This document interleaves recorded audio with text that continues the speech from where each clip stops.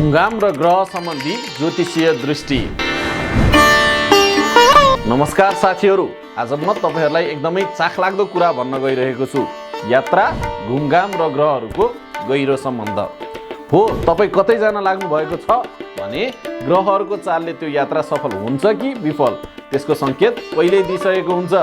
आजको यो टिकटक भिडियोमा हामी यसैबारे गहिरो रूपमा कुरा गर्छौं।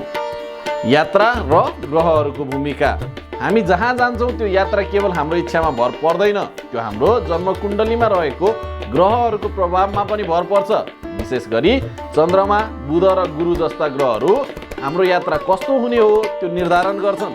चन्द्रमा हाम्रो मन, भावना र डरसँग सम्बन्धित हुन्छ। यदि चन्द्रमा अशुभ स्थितिमा छ भने यात्रा गर्दा मानसिक अशान्ति, डर वा झमेला आउन सक्छ। बुध ग्रहले सञ्चार, गति र तालमेल नियन्त्रित गर्छ। बुध बलियो भएमा यात्रा चाँडो, सजिलो र व्यवस्थित हुन्छ। गुरु ग्रहले धर्म, अध्ययन, विदेश र आशीर्वादसँग सम्बन्ध राख्दछ। यदि गुरु शुभ छ भने लामो धार्मिक यात्राहरू निकै सफल हुन्छन्। कुन ग्रह कुन यात्राको लागि?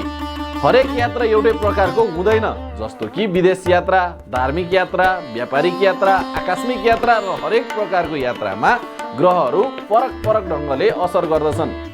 विदेश यात्रा सफल होस् भनी जन्मकुण्डलीमा द्वादश भाव बलियो हुनुपर्छ र गुरु वा शुक्र जस्ता ग्रहहरू त्यहाँ शुभ स्थितिमा हुन आवश्यक छ। व्यापारिक यात्राको लागि बुध बलियो हुनु महत्त्वपूर्ण हुन्छ, यसले निर्णय लिने क्षमतामा मद्दत गर्छ।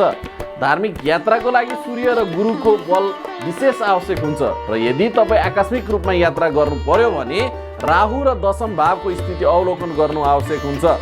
यात्रा र सङ्कट। धेरै मानिसहरूले यात्रा गर्दाखेरि अनायासमै समस्या भोग्छन्, जस्तै टिकट छुट्नु, सवारी दुर्घटना, पासपोर्ट हराउनु वा स्वास्थ्य समस्या हुनु। यी सबै समस्या ग्रहहरूको अशुभ स्थितिको परिणाम हुन सक्छन्। यदि राहु चतुर्थ वा नवम भावमा छ भने यात्रा गर्दा दुर्घटना वा अवरोधको सम्भावना उच्च हुन्छ। चन्द्रमा र शनि एकसाथ भएमा मानसिक तनावका कारण यात्रा रमाइलो हुन सक्दैन र यदि केतु सप्तम भावमा छ भने यात्रा गर्दा सङ्गी वा साथीहरूसँग असमझदारी पनि आउन सक्छ। कुन दिन यात्रा गर्ने त? अब कुरा गरौँ कुन दिन यात्रा गर्दा शुभ हुन्छ। सोमबार गर्दाखेरि धार्मिक वा पारिवारिक यात्राको लागि राम्रो मानिन्छ। बुधबार यात्रा गर्दाखेरि व्यवसाय, मिडिया वा कुनै डिलको लागि यात्रा गर्न उपयुक्त हुन्छ। बिहीबार गुरुसँग सम्बन्धित कार्य, पढाइ वा विदेश जाँदा राम्रो हुन्छ भने शनिबार विशेष बाधा नपरेसम्म यात्रा नगर्नु राम्रो हुन्छ, किनभने शनिको असर यात्रा र शरीर दुवैमा नकारात्मक प्रभाव पार्न सक्छ। यदि शनिबार जानै पर्ने भए त्यसअघि शनिदेवको पूजा वा नवग्रह मन्त्र जप गर्दा राम्रो हुन्छ।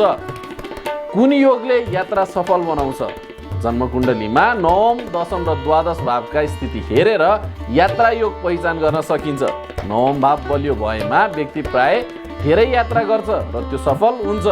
द्वादश भाव बलियो भएमा विदेश यात्रा सम्भव हुन्छ र दशम भावमा राहु वा केतुको विशेष दृष्टि भएमा आकस्मिक वा रहस्यमय यात्राको सङ्केत देखिन्छ। यदि कुण्डलीमा गुरु, शुक्र वा चन्द्रमा अनुकूल स्थानमा छन् भने यात्रामा शान्ति र सफलता प्राप्त हुन्छ। यात्रा गर्दा के गर्नुपर्छ? यात्रा गर्नु अघि केही ज्योतिषीय उपायहरू अपनाउन सकिन्छ। पहिलो, यात्रा जानुभन्दा अगाडि आफ्नो राशिको दैनिक फल हेर्नुहोस्। दोस्रो, यात्रा अघि ओम नमो नारायणाय वा ओम ऐं क्लीं शुक्राय नमः मन्त्र 11 पटक जप गर्नुहोस्। तेस्रो, यदि कालसर्प योग छ भने बिहान यात्रा नगर्नुहोस्, बरु मध्याह्न पछिको समय रोज्नुहोस्। यी उपायले नकारात्मक प्रभावलाई न्यून गर्छ र यात्रालाई सहज बनाउँछ। प्रेरणादायी उदाहरणको रूपमा हामीले स्वामी विवेकानन्दको जीवन यात्राले आज पनि हामीलाई प्रेरणा दिन्छ।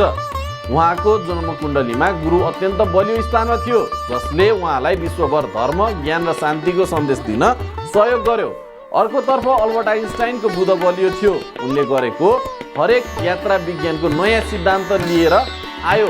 यात्रा भनेको केवल स्थान परिवर्तन होइन, चेतनाको विकास हो र यदि तपाईँहरूको ग्रहहरू पनि बलिया छन् भने तपाईँको यात्रा जीवन परिवर्तन गराउने साबित हुन्छ। अब तपाईँलाई थाहा भयो यात्रा केवल योजना होइन, त्यो ग्रहहरूको समर्थनमा पनि निर्भर हुन्छ।